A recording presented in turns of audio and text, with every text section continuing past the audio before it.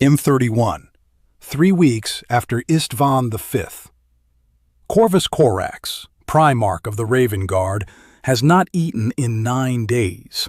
His legion is broken. Half his sons are dead in pits that the daemon-stink will never quite leave.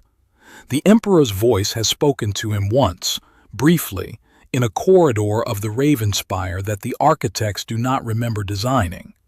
The voice said one sentence. The sentence required no answer.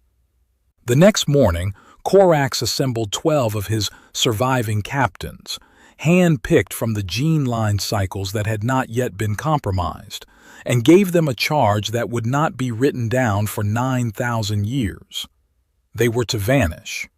They were to take with them the gene stock of 2 brothers Corax had never met and had been told to forget the existence of.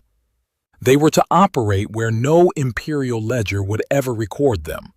They were to keep the cryo-vault sealed and the gene stock alive until the Emperor returned. The captains agreed. They left the Ravenspire that night. They sailed for the void's edge. The chapter they founded was named, in a language Corax invented for the occasion, the Carcharodons, the great sharks. And the Corvid sigil they painted over with a tooth and fin is still there, beneath the paint, on every pauldron the chapter has ever fielded. A lot of you have suspected this for years. You watched the Carcharodons cryo-vault video. You read the comments. You saw 3 different viewers converge on the same answer in 3 different threads, and you wrote, and I read every word. The chapter is Raven Guard. The chapter master is the secret keeper. The vault holds the brothers no one is supposed to name. This is the video where we put it all on the record. Here's what every Carcharodons explainer tells you. The chapter is of unknown founding. The chapter has no documented homeworld. The chapter operates outside the segmentum command structure, recruits from no known recruitment world, and fights in formations that match no codex-compliant doctrine. The chapter master, Tyberos the Red Wake, that's Tyberos, audience corrected, per the pronunciation frustration on the cryo-vault video, wields twin lightning claws named Hunger and Slake, and has personally been the subject of 3 of this channel's biggest videos to date. The chapter's color scheme is gray. The chapter's heraldry is the tooth and fin sigil. The chapter's documented behavior is to arrive without warning, fight a campaign no other chapter could be trusted to wage, and leave without explanation. Forge World gives you all of that. Forge World gives you that in Imperial Armor, The Badab War, Part 2, published by Forge World in 2011. Forge World wrote the color plates. Forge World wrote the operational profile. Forge World wrote the line that the chapter's origin is unknown, and that a Raven Guard descent is, and I am quoting the official language, alleged. Here's what Forge World does not tell you: why a chapter with that operational profile exists at all. A standard Adeptus Astartes chapter has a homeworld. It has a chapter cult. It has inquisitorial liaison officers. It has segmentum command coordination. It has a recruitment infrastructure that the administratum can audit. The Carcharodons have none of these things. The standard explanation, the one in every mainstream lore video, is that the chapter drifted into the outer dark by accident. That centuries of void-born operations gradually severed its normal Imperial ties. That nobody designed this, it just happened. But the Imperial record does not say that. The Imperial record says the chapter has always operated this way. The chapter was already untraceable when Forge World's earliest hard data places it in existence, during the Astropath Wars in late M32. Untraceability is the chapter's founding condition, not an accident of drift, a design. And a chapter that is designed from the first day to be untraceable is a chapter that was designed to hold something the Imperium could not be trusted to look at: 330-7. Corax's documented audiences with the Emperor. Now stay with me, because to understand who designed this chapter, we have to look at the only Primarch who had the relationship with the Emperor that could have produced a standing order like this one. We have to look at Corax. Of the 18 Primarchs who survived to be inducted into the Great Crusade, Corvus Corax, Corvus, Corax, was one of a very small number documented to have had substantive private contact with the Emperor at all. Most of the Primarchs got formal ceremonies. They got command briefings. They got the Emperor's voice through Malcador the Sigillite, who was the principal intermediary between the Emperor and his sons throughout the entirety of the M30 expansion and the M31 heresy. Corax got more. Corax got the moments that the heresy novels keep referring to without ever fully showing. The conversations the official record never transcribed. The audience commenter who said, and I am quoting verbatim, "Some of the biggest moments in Corvus's story are just really long conversations with the Emperor," is exactly right. In Deliverance Lost, the 18th novel of the Horus Heresy series, written by Gav Thorpe and published by Black Library in 2012, you get the most cited Corax Emperor scene in the entire setting. Corax returns to Terra after the evacuation from Istvaan V. He demands an audience with his father. Rogel Dorn refuses on the Emperor's behalf. Malcador refuses on the Emperor's behalf. The Emperor will not see him. And then the Emperor reaches out anyway. psychically, through Malcador, and implants in Corax's mind the location and the access codes for the original Primarch Project gene stocks and accelerant technology stored beneath Terra. Knowledge no other Primarch was ever given. Knowledge that the Emperor had specifically reserved against the day it would be needed. Aaron Dembski-Bowden's Master of Mankind, the 41st Horus Heresy novel, published by Black Library in 2017, frames this in context. The Emperor during the heresy was almost completely withdrawn. The Custodes barely saw him. The Sisters of Silence barely saw him. Malcador handled the legions. The Emperor handled the webway. And inside that ecology of silence, Corax got the implanted knowledge. Corax got the charge. You see, what nobody mentions is that the Emperor's silence with his sons during the heresy was not uniform. It was selective. The Emperor was conserving his communication. He was choosing whom to talk to. And the Primarch he chose to talk to in the precise window where the lost Primarch question would have been most acute. The window where Corax's legion was bleeding out, where the Emperor had to decide what to do with the gene line infrastructure Corax was about to inherit, was Corax. That is not nothing. That is the foundation of everything that follows. And there is one more piece. The Emperor's implanted knowledge in Deliverance Lost was not a generic Primarch handover. It was specifically the original Primarch project, the gene stock infrastructure that produced the 20 Primarchs themselves, the accelerant technology that grew them, the access codes for the storage beneath Terra. That knowledge had been reserved. The Emperor had specifically held it back across the entirety of the Great Crusade against the day when it would be needed by one of his sons. The day came in M31. The son was Corax. And the use Corax was authorized to make of that knowledge was not just rebuilding his legion.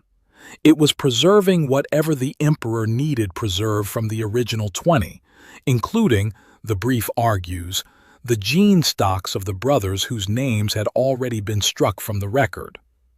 The implantation is the canonical anchor.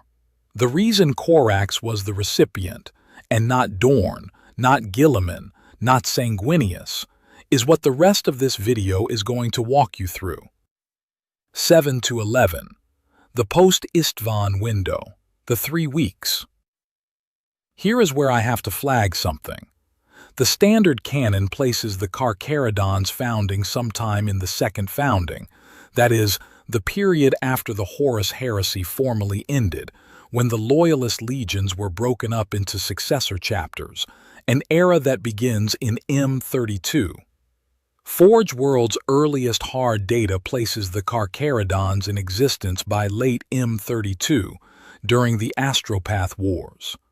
The second founding reading is the dominant lore community reading. I will not lie to you about that. What this video is arguing, and what the audience surfaced across 3 comments on the cryo-vault video, is an alternative reading. That there was an informal founding order before the M32 official designation. That a small, hand-picked detachment of Raven Guard officers was given a standing charge in the immediate Post-Istvan window, M31, and that this detachment became the operational core that was later formalized as the Carcharodons at the second founding 1,000 years later. The M32 paperwork is real. The M31 standing order is what came first, and the window where this informal founding could have happened is documented.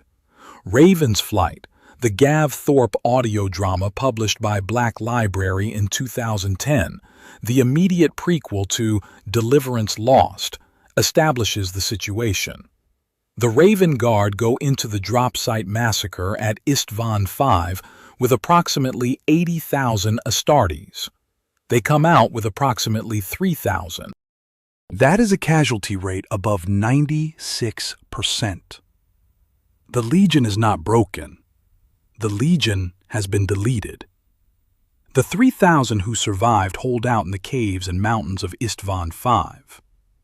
Prefector Marcus Valerius, on Deliverance, dreams of dying ravens and convinces Commander Brand to send evacuation ships.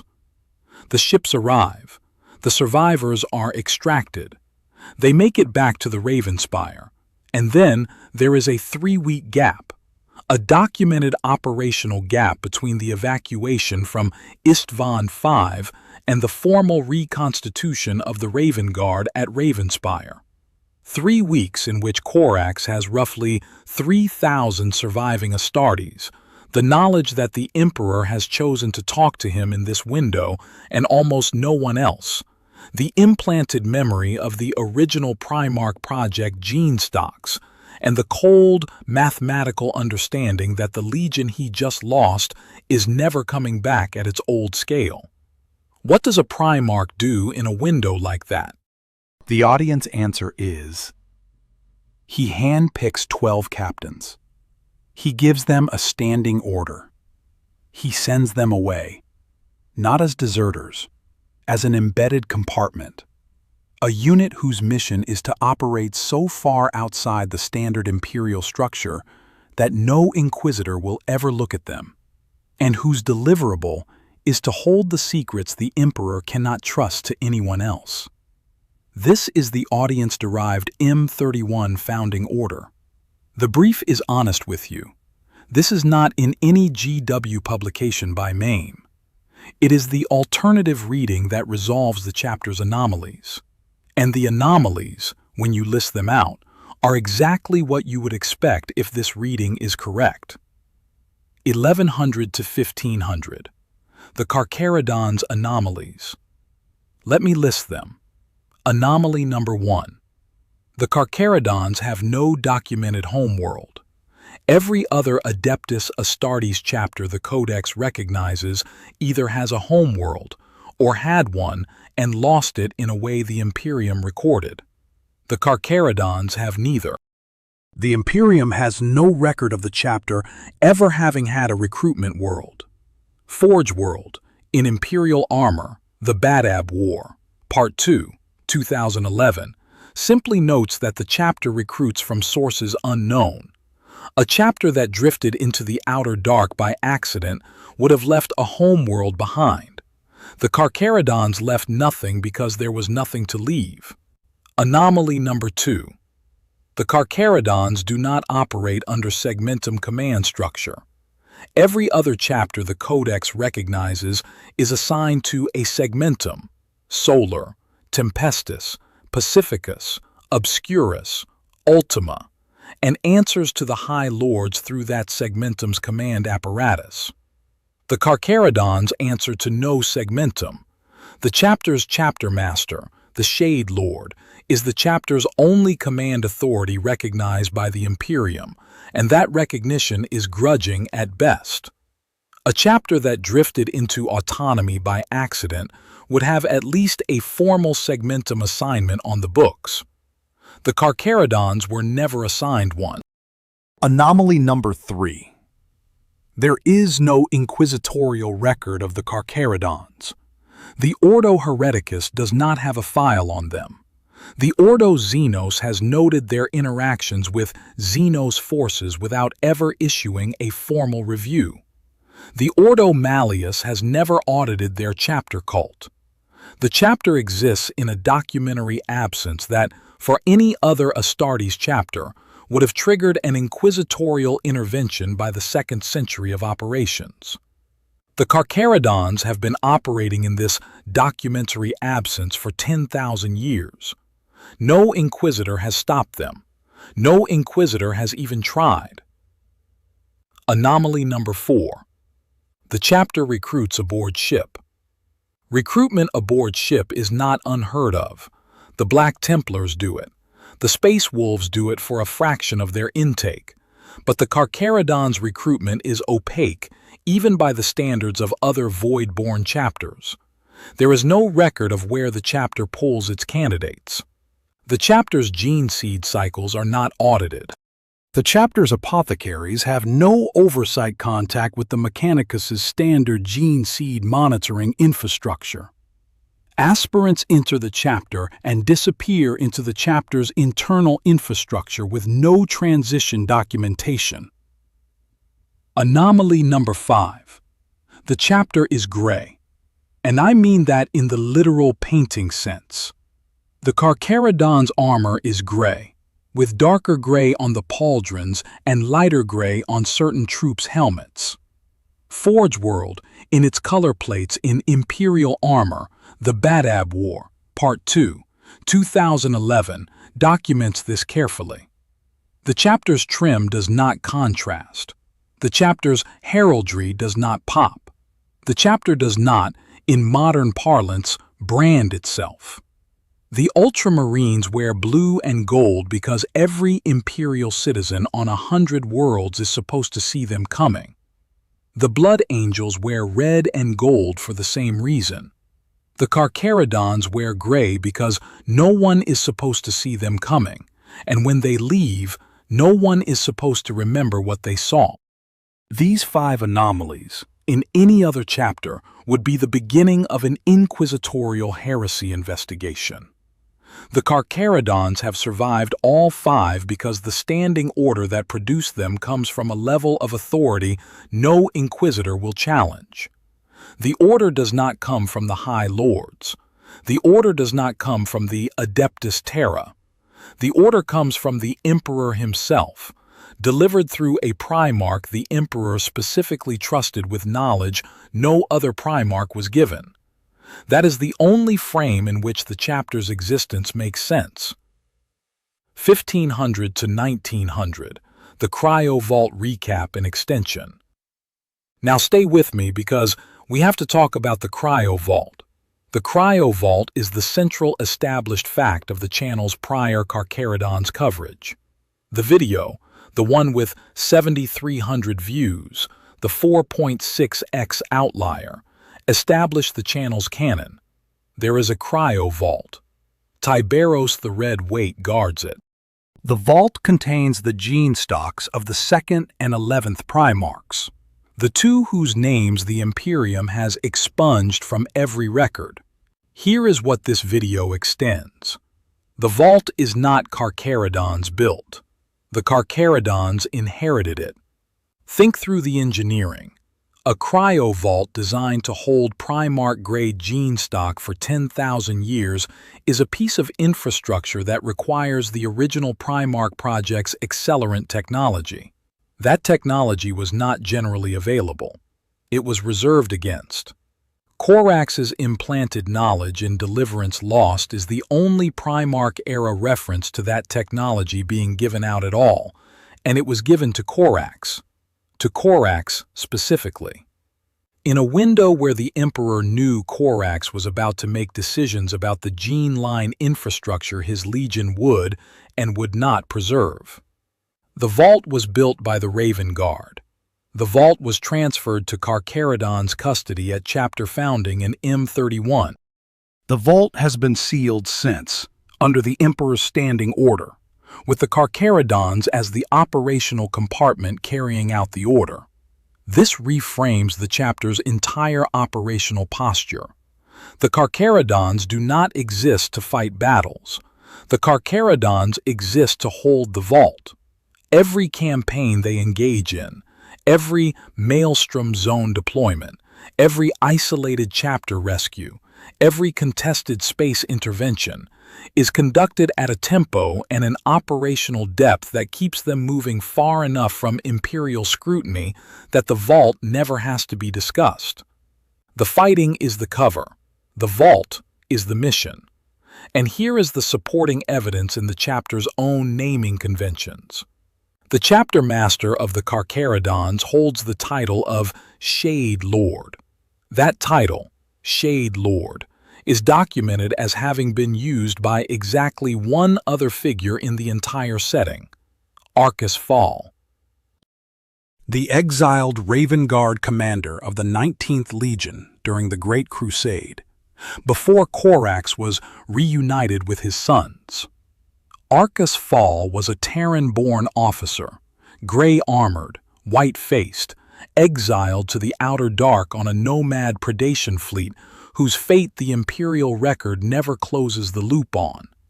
The Shade Lord title does not belong to the Carcharodons. The Shade Lord title belongs to a Raven Guard officer who was already operating in the outer dark before Corax took command. When the Carcharodons chapter master wears that title, the chapter is broadcasting its lineage in a register only the Raven Guard would have known to listen for. And there is more. The Carcharodons' chief librarian holds the title of Pale Nomad. That title belonged to the Raven Guard's 11th chapter, the chapter inside the Legion that was partially exiled during the Great Crusade and the Horus Heresy. Two title links, two textual breadcrumbs, both pointing back at the Raven Guard. Both placed at the very top of the Carcharodons' command structure, where any chapter that wanted to obscure its origins would have removed them. The Carcharodons did not remove them. The Carcharodons kept them, because the chapter that holds the vault is allowed to remember, in its own internal language, who it used to be, even if it cannot say so to the Imperium. And the chapter's standing order on the vault is explicit. The vault will be opened when the Emperor returns, not before. The chapter will guard the vault until that day. That is the brief. That is the only brief. Everything else, the campaigns, the Shade Lord title, the Pale Nomad title, the Void Fleet, the white-faced warriors with gray armor, is operational support for the only mission that has ever mattered. 1900 to 2300, the Tyberos gene seed test. Here is where I have to flag the second interpretive piece because the next move depends on it. The standard canon on the Carcharodons gene seed, per Lexicanum and the Forge World Badab War volumes, is that the gene seed is of unknown origin, exhibits features similar to Raven Guard gene seed, and is prone to degeneration and mutation. The pale, almost deathly pallor of the chapter is consistent with Raven Guard phenotype. The similarity is documented. The full Raven Guard descent is not. The Forge World text is careful. It says alleged. It does not commit. What this video argues is that the gene seed's similarity but not identity is not an accident. It is the result of deliberate retro-engineering across 10 chapter cycles, designed to scrub detectable Raven Guard markers from the gene line so that an inquisitorial gene seed audit would not return a positive Raven Guard match. Why would Corax order that? Because a chapter holding the gene stocks of 2 lost Primarchs cannot, under any circumstances, show up on an inquisitorial audit as a Raven Guard offshoot. The link would be the breadcrumb that started an investigation. The investigation would unwind the standing order. The standing order would expose the vault. The vault would be opened by parties who do not have the Emperor's authorization to open it. So the gene seed got cleaned, over 10 chapter cycles, carefully, methodically, by apothecaries operating under orders that go back to Corax's original instruction set. The chapter still shows pale. The chapter still shows similarity. But the chapter no longer shows a hard match. Which brings us to Tyberos. To the gene seed test the channel covered in the video with 3,400 views, the 2.2x outlier. The test came back clean. No detectable Primarch lineage. No detectable Raven Guard contamination. The audit declared Tyberos baseline Astartes. And one of the commenters on the cryo-vault video read that result and said, and I am quoting, "I think Tyberos is the direct biological son of one of the lost Primarchs, conceived through procreation, which was his great crime." That commenter got the gene line direction wrong. The lost Primarch stocks are not in Tyberos. The lost Primarch stocks are in the vault. Tyberos is gene line Raven Guard, and his clean test result is the proof, not of his innocence of lost Primarch contamination, but of the success of the retro-engineering project Corax ordered in M31. Tyberos is, in the only sense that matters, the descendant of the 12 captains. The gene line job that scrubbed his Raven Guard markers is the same job that has been running on every Carcharodons gene seed cycle for 10,000 years. The audit cannot see it. The Inquisition cannot see it. The chapter cannot afford for them to see it. The clean test is not a mystery. The clean test is the achievement. And here is a corroborating detail from the channel's own canon. In Carcharodons, Outer Dark, Robbie McNiven, Black Library 2018, the novel the channel covered in the video with 2,800 views, the 1.8x outlier, the opening positions Mago's primary Ada Benedict of the Adeptus Mechanicus as the Imperium's foremost living expert on Carcharodons' operational habits. 300 years of exchanges, hundreds of warriors encountered, cataloged protocols, harvester primes, tech marines, shoal masters, war gear, fleet movements. Ada Benedict knew more about this chapter than any other servant of the Omnissiah alive. And what Ada Benedict still did not know was where the chapter came from. 3 centuries, foremost expert, Imperial-level access, no origin. The book is telling you, in the only language Mago's primary access can ever produce, that the chapter's origin is not absent from the Imperial record by accident. It is absent because the chapter was designed to be absent. Ada Benedict's expertise is the proof. If the foremost expert cannot find the origin was deliberately removed. 2,300 to 2,700, the Corvid sigil. And then there is the sigil. I need to flag this once. The claim that there is a Corvid sigil, the Raven Guard's heraldry, beneath the tooth and fin paint on every Carcharodons pauldron is not in any GW publication. It is fan scholarship. It is widely discussed in the lore community, particularly in spaces that have noticed the Raven Guard links, the Shade Lord title, the Pale Nomad title, the gene seed similarity, the gray-on-gray color scheme that is closer to the Raven Guard's original heraldic palette than to any other chapters. The claim is interpretive. I am telling you that up front. But the interpretive case is strong. Imperial Armor, The Badab War, Part 2, Forge World, 2011, documents the Carcharodons' color plates and heraldry in detail. The chapter's iconography is overlay-heavy. The chapter does not strip its armor down to bare ceramite and repaint. The chapter paints over. Layers accumulate. The tooth and fin sigil sits on top of older paint. Polynesian-style honor tattoos overlay the older sigils. The chapter's documented painting practice is to add, not to remove.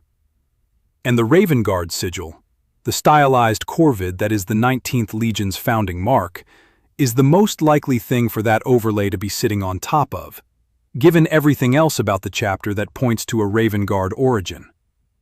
The chapter could, in principle, strip the paint at any time and reveal whatever is underneath. The chapter does not.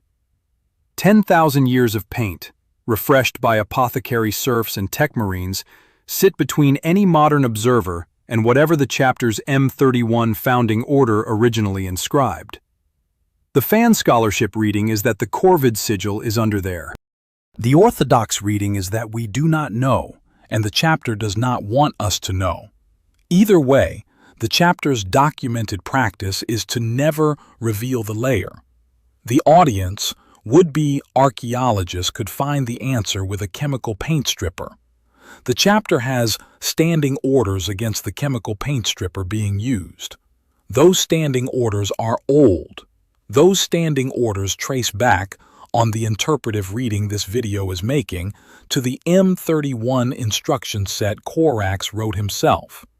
The order has been in continuous force for 10,000 years.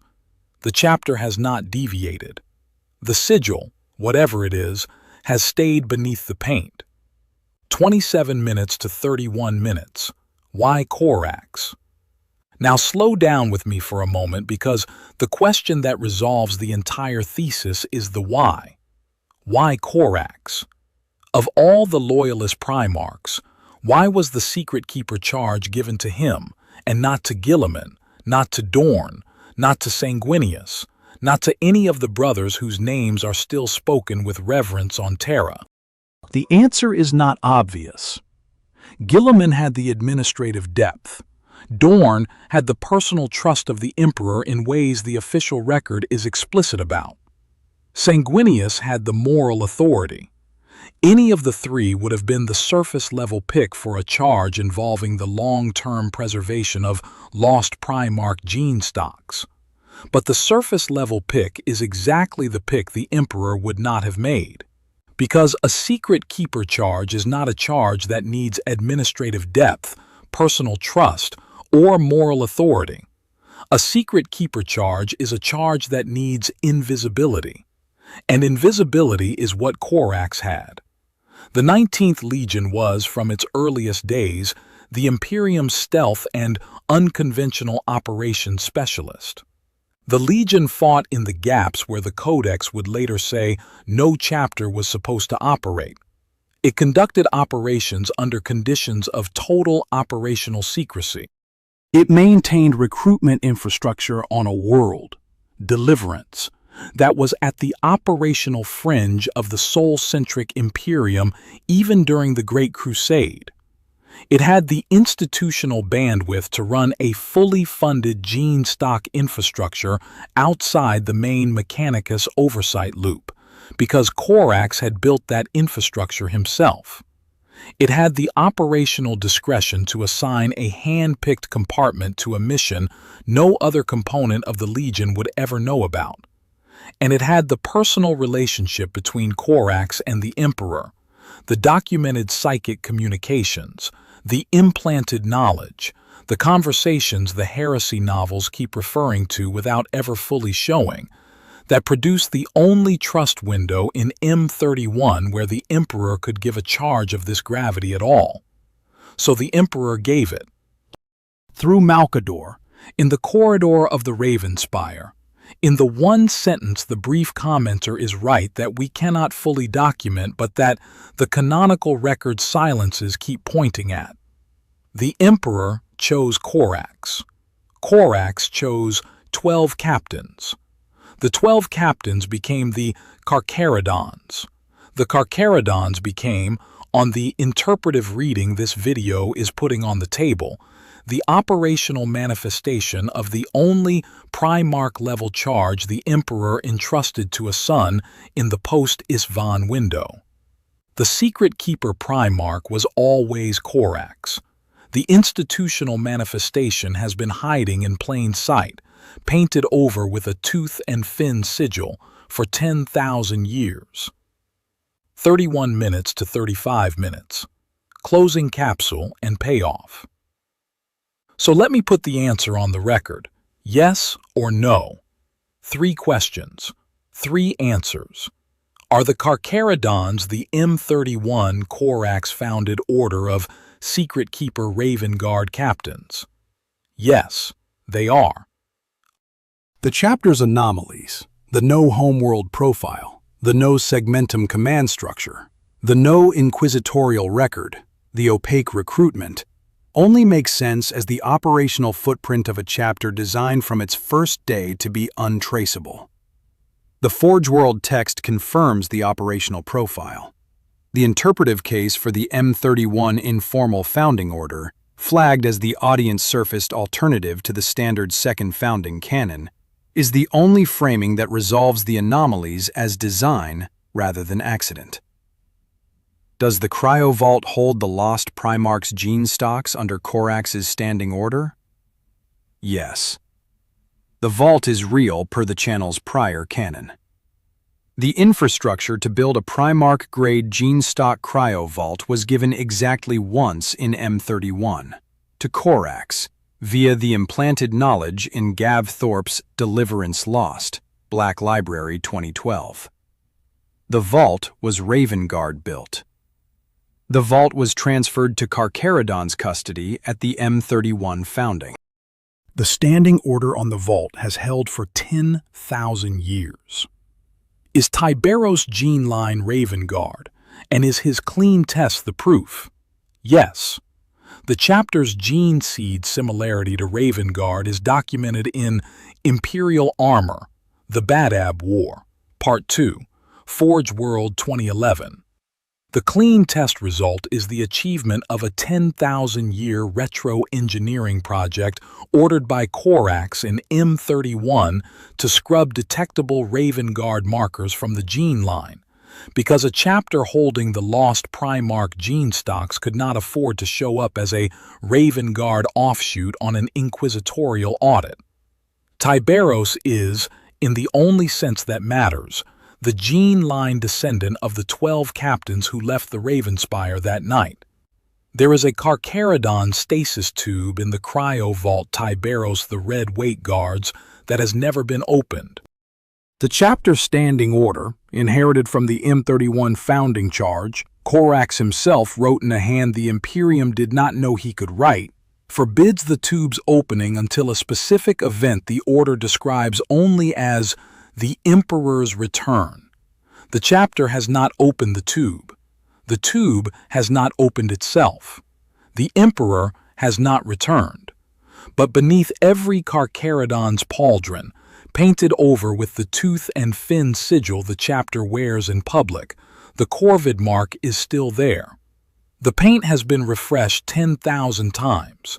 The mark has never been removed, because the chapter that paints over a raven is still, in the only way that matters, a Raven Guard.